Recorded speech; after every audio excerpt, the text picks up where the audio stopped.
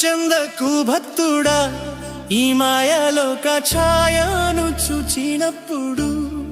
భయము చెందకు భక్తుడా, ఈ మాయలోక ఛాయను చూచినప్పుడు.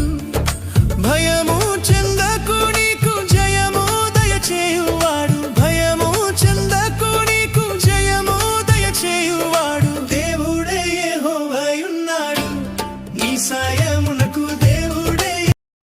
ప్రభు అయిన యేసుక్రీస్తు అతి శ్రేష్టమైన నామంలో మీకు అందరికీ వందనములు. పరిశుద్ధ గ్రంథమైన బైబిల్ నందు మత్తయి సువార్త 6వ అధ్యాయము 11వ వచనంలో మనం ఈ విధముగా చదువుచున్నాము.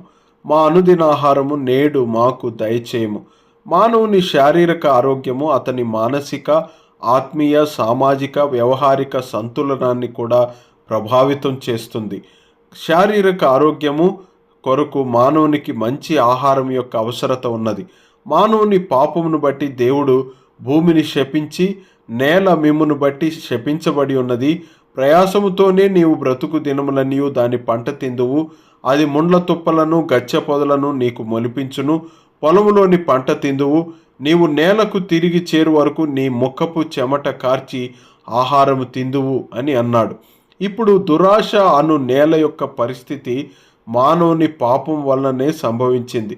ఖనిజాల కొరకు త్రవ్వకం, మంచి పంట దిగుబడి కొరకు ఎరువుల వాడకం, స్వీయ కష్టము నుండి తప్పించుకోటకు పరిశ్రమలను ఏర్పాటు చేయడం, అడవులను నరికివేయడం అనునవన్నీ మానవుల పాపం యొక్క పర్యవసానాలే.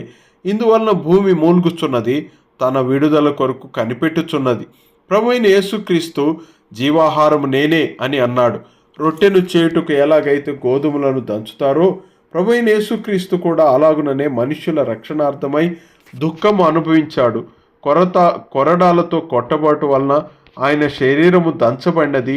రొట్టెను చేయుటకు ఎలాగైతే పిండి పెనం మీద కాల్చబడుతుందో అలాగుననే ప్రభువైన యేసుక్రీస్తు తను తాను మానవుల రక్షణ నిమిత్తమై దేవుని ఉగ్రత అను అగ్నిలో కాల్చబడ్డాడు, అనగా ఆయన మరణమును సహించాడు. ఎవరైతే ప్రభువైన యేసుక్రీస్తునందు విశ్వాసం ఉంచుదురో వారు రక్షణ పొందుదురు. మీరు కూడా అలాగు చేయవలెననున్నదియే మీ ఎడల మేము దేవునికి చేయు ప్రార్థనయై ఉన్నది.